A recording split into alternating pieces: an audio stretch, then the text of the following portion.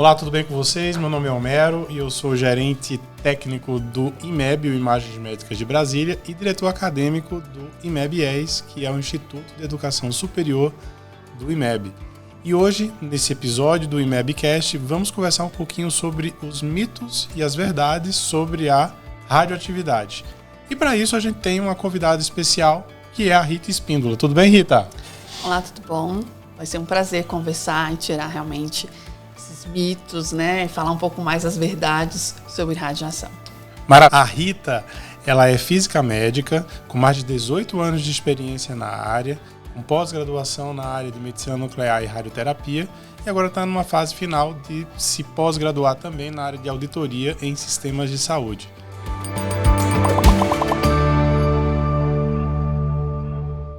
Vamos lá, Rita, vamos às perguntas que, enfim, chegaram aqui para a gente e para você responder e elucidar os mitos e as verdades sobre a radioatividade, beleza? Ok, vamos lá. Vamos então, ver se eu consigo responder tudo ou se eu vou ter que virar Hulk. Não, que é isso, vai responder, vai dar tudo certo. Então tá ok.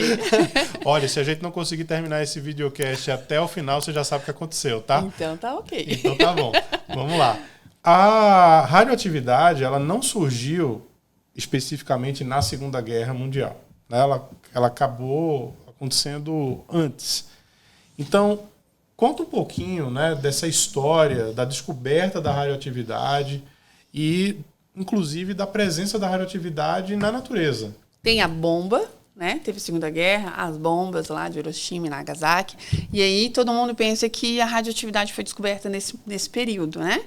Não foi descoberta nesse período. A gente já tem bem antes alguns trabalhos, né? Quem descobriu foi uma mulher, né? Ó, que maravilha. Muito bem. Né? Foi Marie Curie que descobriu a radioatividade, né? Com outros parceiros, né? O esposo dela tinha outro físico também na época estudando também sobre isso. Mas a radioatividade nada foi a ser descoberta de que e tem materiais radioativos na natureza, né? Isótopos radioativos na natureza que emitem essa radiação. Então, essa radioatividade. Então, ela tem uma atividade que está sendo emitida naturalmente. Então, a radioatividade foi descoberta pela Marie Curie, mas que já era da natureza. Com o avançar, realmente, assim, a gente começa a estudar um pouco mais, aí tem o raio-x e foi feita outros avanços. E aí chegou-se na bomba, que foi um pouco desse desenvolvimento aí da área atômica, né? E tem algumas perguntas também relacionadas a isso, a origem da radioatividade e sobre a bomba, que se fala que a bomba surgiu com Einstein, né? Einstein que criou. Infelizmente, né? Estão querendo manchar a imagem desse grande físico, desse grande cientista, né? E essa não está relacionado realmente a ele, né? O que acontece é que ele fez uma grande descoberta na parte atômica, questão de massa e energia, né? E a partir disso, a partir dessa informação e outros mecanismos que a gente chega realmente na bomba. Então, assim, a bomba foi um desvio, né, vamos dizer assim, do que se trata de radioatividade, do que a gente realmente tem da parte positiva, tá? Então, assim, ela trouxe essa questão de armas, mas realmente ela não é só para essa questão negativa. A radioatividade tem muito ponto positivo e foi realmente trabalhada muito nessa questão positiva. Também outra pergunta que chegou para a gente aqui é: quais são os elementos radioativos mais comuns que são encontrados na natureza, né? E quais deles a gente acaba utilizando na área da saúde, que é a nossa área de atuação? Dentro da natureza, a gente encontra muito urânio, a gente encontra muito... mais é urânio, né? Que a gente trabalha mais, assim. Temos algumas linhas de pesquisa para a área da radiação natural, o carbono 14, que ele é utilizado para a gente fazer a datação de ossos, né? Então, assim, eu sei qual é o período, quanto tempo que tem aquele determinado osso pela questão do carbono 14, que aí é a quantidade, que se cria, se sai do carbono 12 e vai para o carbono 14, que é o radioativo, e aí isso a gente consegue realmente fazer a datação. Então, assim, dentro do que a gente faz de natural, então, assim, são esses, tá? Então, assim, o urânio que a gente tem na natureza e o carbono 14, que também se é fabricado no ar, e a gente consegue também fazer essas datações. Então, basicamente, seria isso. O que a gente utiliza dentro do radiodiagnóstico são artificiais, tá? A gente usa mais o artificial. Então, a grande maioria do que a gente trabalha hoje é artificial. Então, vai ser a partir de fissão ou fusão, né, do urânio mesmo, que aí vai ter a série de radiação em cadeia, né? Então, aí vai ter as séries radioativas e vai ser a produção e tudo mais. Então, hoje a gente trabalha dentro da medicina, a grande maioria é de artificial, isótopos artificiais que a gente cria. E como a gente cria, a gente tem mais controle. Como a gente cria, a gente realmente também não tem esse impacto ambiental também, né? Porque a gente também não está retirando tanto da natureza. Mesmo porque a gente nem tem tanto na natureza. Por isso que a gente também fez essa questão dessa evolução de fazer mais artificial. Maravilha. E aí, vamos para os mitos, né? Quais os principais mitos que você já escutou aí ao longo dos seus 18 anos de carreira, né? Nossa. E quais deles, enfim, não tem nada a ver e que Nossa, é importante a gente já desmistificar. Eu já escutei muitos. Mas, assim, é um clássico que eu escutei, que a radiação, né, causa coceira. Olha só. Causa coceira. Não, quando eu tô mexendo com esse negócio, eu fico todo me coçando e tal, porque eu tô mexendo com esse aqui me causa coceira. É essa radiação aqui, essa radioatividade causa coceira. E a gente vai, né, é muito mais psicológico. Por quê? Porque a radiação, ela não tem cheiro, ela não tem cor, não tem nada, assim. A gente, infelizmente, assim, o meio de conseguir monitorar, a gente tem que ter vários mecanismos, né? Então, tem o monitor de radiação, tem o monitor de dose individual, né? O dosímetro de cada colaborador. Então, assim, eu preciso de várias formas para conseguir realmente captar isso aí. Mas a radiação, a radioatividade, ela não tem essa possibilidade de ter coceiras no corpo, tá? Ela não apresenta essa coceira. Bom, se eu estou radioativa, né? Eu vou passar essa radiação para né? Estou radioativa, eu passo a radiação para outra pessoa? É uma das perguntas que às vezes a gente tem que responder e tem essas dúvidas. Não passa, assim, não passa de pegar, não passa de se eu usar o copo e aí eu vou passar a minha radiação. Não é assim, tá? A radiação, realmente, se eu estou sendo exposta à radiação, a radiação atravessa o meu corpo, a radiação ionizante atravessa o meu corpo e ela não fica depositada no meu corpo, no radiodiagnóstico. Na medicina nuclear, não. Aí sim, aí foi injetado e aí sim eu estou emitindo radiação. Então, aí sim eu vou ter que ter alguns cuidados, né? Mas se eu tiver os cuidados de não ficar perto... por quê? Porque a radiação ela tem uma energia, igual a gente falou que no início, Marie Curie conseguiu ver a quantidade de energia que estava saindo do rádio, né? E aí ela conseguiu medir a quantidade de radiação. Então, a gente consegue fazer esse mecanismo aí de conseguir saber que a radiação está saindo do meu corpo e indo para o corpo do outro indivíduo que está próximo. Então, a gente vai ter que manter a distância. Não, aí sim, o copo que eu utilizar, outra pessoa não pode utilizar, tá? Mas, se eu estou com a radiação, se eu fiz um exame de radiodiagnóstico, tomografia, mamografia, raio-x, se eu fiz algum desses exames, a radiação passou pelo meu corpo, ela não ficou. E então, eu posso ter vida normal. Se eu não fiz um desses exames e fiz um exame na área de medicina nuclear, aí sim eu tenho que ter alguns cuidados. Mas essa radiação, ela não é também... eu estou radioativa. Eu vou ficar radioativa para sempre, né? Então, esse copo foi contaminado. Ele vai ficar contaminado para sempre? Não é para sempre, tá? Porque, como a gente falou, é uma atividade. Ela tem uma energia. Então, essa energia vai ficar por um período, tá? E isso vai depender do quê? Vai depender de cada isótopo, de cada material radioativo. Então, a gente tem uma infinidade de material radioativo. Cada um tem sua identidade, como a gente, né? A gente não tem o CPF, identidade. O material radioativo também tem a sua identidade. Então, ele tem a meia-vida, ele tem qual é o isótopo, e ele vai sofrer um processo de decaimento, e aí ele vai perder essa energia, e quando ele perder essa energia, ele não vai ser mais radioativo, tá? Então, a radioatividade é isso aí. Então, a gente faz essa medição, tá? E indo por esse caminho, Rita, tem também uma dúvida que frequentemente acaba chegando aqui para nós, que é a diferença da radioatividade utilizada, por exemplo, nas bombas e a radioatividade que é utilizada na medicina. Sim. E aí, como é que, né, a gente consegue tranquilizar o paciente nesse sentido, né? E muitas vezes até o profissional da área da saúde que tem um certo nível de preconceito a respeito da radioatividade, porque faz essa associação com armamentos, digamos assim, ou com acidentes que aconteceram, né, anteriormente voltados ao campo da radiação ionizante. São coisas um pouquinho mais diferentes. Por quê? Porque, assim, primeiro, a quantidade de atividade, vamos dizer assim, já que a gente está falando sobre atividade, radioatividade, né?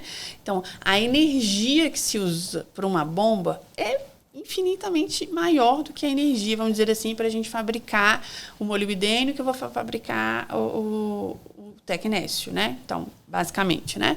Então, assim, são coisas, a quantidade são muito menor dentro do radiodiagnóstico, dentro da medicina nuclear, a quantidade de raio-x, né, que a gente vai precisar, então, para fazer uma tomografia, infinitamente, né? Falando em energia, né? Então, as energias são muito menores. Então, e são dentro de um ambiente seguro. A gente também trabalha dentro de um ambiente seguro. Então, assim, dentro do que tenha uma Companhia Internacional de Proteção Radiológica. E dentro dessa Companhia Nacional de Proteção Radiológica, a gente tem diretrizes a seguir. Então, a gente trabalha dentro dessa diretriz. E é muito, muito, muito mais baixo do que realmente tem esses danos, tanto da bomba, tanto de acidente radiológico, né? Então, os nossos parâmetros são muito, muito menores, né? Dentro dessas outras acidentes ou da própria bomba, pensando em energia, tá? Então, a gente tem essa segurança para o nosso paciente que ele pode vir fazer com segurança, que ele realmente só vai ter o benefício do diagnóstico ou do tratamento dele para que realmente consiga, né, ter esse benefício aí dessa cura ou desse acompanhamento, desse tratamento dele. Falando dessa questão do benefício, né? Qual é o impacto da radioatividade na saúde das pessoas? Hoje eu falo assim que sem a radiação, né, sem a radioatividade, sem o radiodiagnóstico, a gente realmente estaria com muito atraso, né? Porque hoje a gente consegue ter diagnóstico de nódulos muito pequenos, né? Então, assim, câncer de mama, né? Estamos próximo aí ao mês de outubro. O câncer de mama, a gente consegue realmente ter um tratamento, ter um acompanhamento cada vez mais precoce, né? Por quê? Porque a gente tem equipamentos que conseguem realmente diagnosticar o nódulo muito pequeno. Então, assim, olha só o benefício, né? Então, assim, não precisa se crescer. Sem a mamografia, provavelmente o nódulo estaria muito grande, né? Até conseguir realmente acompanhar esse nódulo e fazer o tratamento. Então, eu falo que realmente sem a área de radiodiagnóstico, sem a área da medicina nuclear, essa área da saúde com a radioatividade, eu acho que realmente a gente estaria com sérios prejuízos. Pensando na área da saúde, né? Como é que os profissionais da área da saúde se preparam ou devem ser preparados para utilizar corretamente a radiação, a radioatividade em benefício desse paciente? Primeiro tem que fazer um curso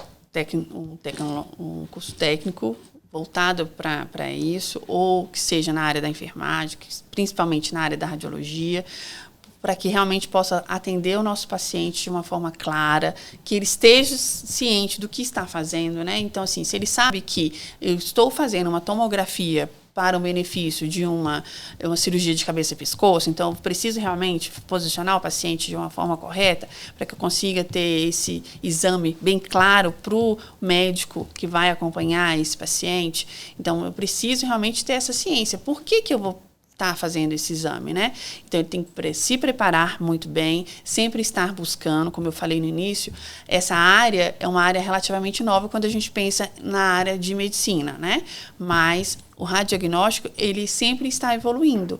As tecnologias estão crescendo a cada vez mais e são saltos quânticos, né? Assim, não é um salto tão linear. Então, a gente precisa sempre estar em atualização para que a gente consiga realmente oferecer o nosso melhor para o nosso paciente e conseguir mostrar que ele vindo fazer um exame de radiodiagnóstico, ele vindo fazer esse exame, ele vai ter a segurança e vai ter um benefício.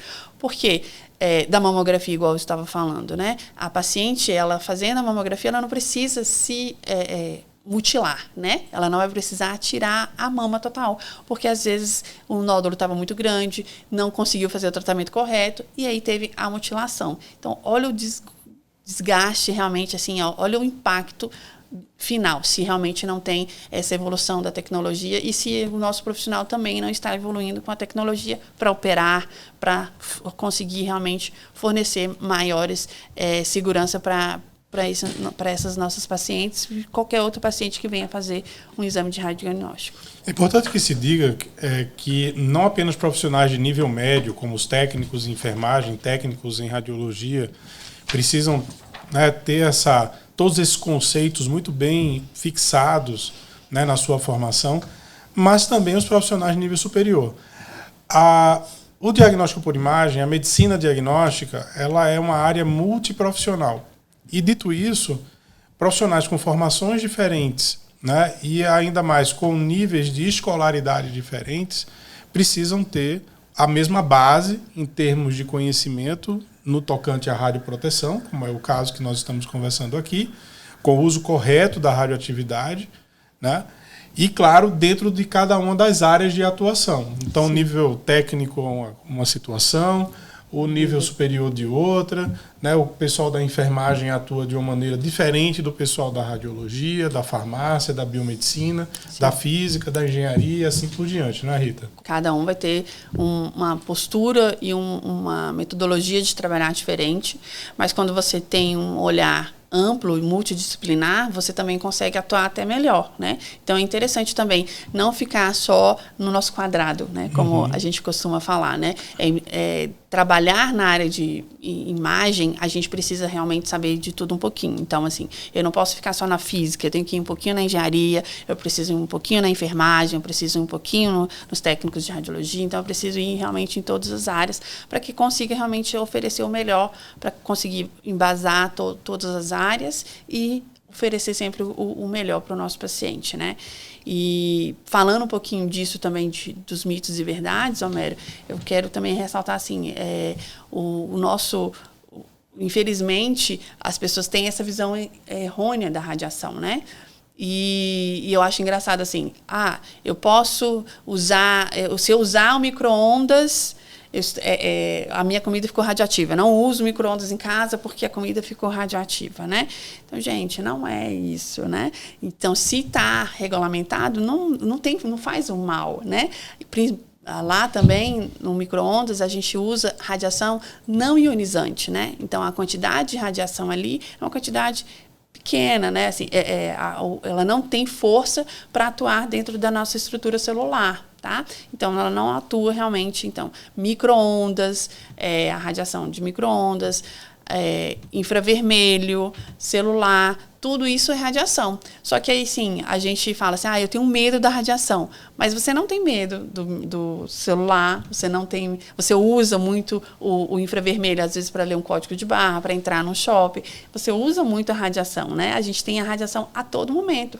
Vai pegar um voo, eu preciso passar lá no raio-x para conseguir fazer a segurança, né? Se você vai entrar na aeronave com os objetos corretos. Então, a gente tem a radiação a todo momento no nosso dia a dia. O que a gente precisa ver é que, se quando eu for fazer um exame, a radiação, que assim, a gente fica com medo dessa radiação só lá do exame, é ver que não, a radiação está em todo momento. E se usado da forma correta, com segurança, a gente só vai ter benefícios. Muita coisa que a gente tem hoje em dia de recurso tecnológico envolve algum nível de radiação eletromagnética. Né? Se vocês estão assistindo a gente agora, vocês podem estar nos assistindo utilizando o Wi-Fi.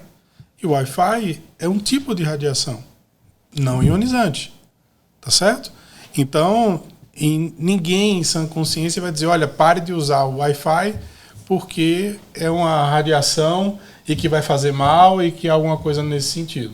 Então a gente precisa, né, especialmente aqueles que trabalham com o uso da radioatividade, da radiação, seja ela ionizante ou não ionizante, esclarecer da melhor maneira possível pacientes, os seus acompanhantes, né, profissionais em formação, para que dúvidas como essa elas deixem de existir ou aos pouquinhos as pessoas tenham mais esclarecimento sobre o assunto. A informação realmente é a base de tudo, né? A informação realmente vai fazer com que a gente evolua, passa para a sociedade de uma forma geral essa segurança de que usar a radiação da forma correta, né, vai realmente trazer muitos benefícios. E, como tudo na vida, né, a gente precisa sempre dosar. Então, aqui a gente está para dosar a quantidade certa e te oferecer o melhor possível. Maravilha, Rita. E deixa eu te perguntar uma coisa. E qual é o papel do físico médico dentro desse contexto? Não é puxando sardinha, mas realmente é um papel muito importante, porque a gente tem que, como eu falei, garantir toda essa segurança, né? Então, assim, a gente precisa garantir a blindagem, né? Então, assim, eu estou numa instalação e tem uma outra sala do lado. Então, eu preciso garantir que essa outra instalação, essa outra sala que está do lado, ela não vai ter nenhum prejuízo, né? Eu preciso garantir, então, a questão ambiental. Então, como que vai ser tratado esses resíduos radioativos. Eu preciso pensar o impacto de radiação para a sociedade como um todo, né? Eu preciso pensar no cuidado com o colaborador que vai operar. Então, a gente precisa fazer treinamentos, e treinamentos a gente faz anual, uma vez por ano, pelo menos, tá? Pelo menos uma vez por ano. Então, a gente precisa fazer esses treinamentos. Por quê? Porque precisa realmente estar sempre alertando desse cuidado, dessa atenção, né? Eu preciso pensar no nosso paciente. Então, assim, quais são as tecnologias que tem hoje que vai estar uma exposição menor para o nosso paciente? Quais são os protocolos que a gente pode pensar, estudar para que aquela radiação seja a menor possível para o nosso paciente, né? Então, a gente tem que realmente atuar em todos os campos. Acompanhar o pessoal da recepção para orientar se aquele paciente ele não pode estar marcando sem um pedido médico, sem realmente uma orientação, fazer exames a cada 15 dias, né? Por quê? Porque ele vai estar sendo exposto à radiação desnecessariamente. Então, assim, não pode ser realmente sem um pedido, sem uma orientação. Então, se quiser, mas assim, realmente a gente não pode estar fazendo a qualquer momento, né? Por quê? Porque tem um risco, e é esse risco que a gente tem que mitigar em todas as áreas. Então, assim, por isso que eu falo que a gente tem que trabalhar, o físico médico tem que abrir realmente trabalhar em todas as pontas. Muito bem. Pessoal, eu estive aqui com a Rita Espíndola, física médica e coordenadora da radioproteção do IMEB, o Imagens Médicas de Brasília, em que nós conversamos um pouquinho sobre os mitos e as verdades da radioatividade. Rita, obrigado demais pela sua participação e a gente se vê numa outra oportunidade, tá bom? Eu que agradeço, espero que realmente tenha clareado um pouquinho mais e que todo mundo comece a amar a radiação como eu amo. Muito bem. E se você quer ter aulas com a Rita Espíndola, seja aluno do IMEB-IES. Temos vários cursos relacionados à área de física médica, de radioproteção, e em que a Rita é uma das professoras, tá certo? Muito obrigado e até uma próxima. Tchau, tchau.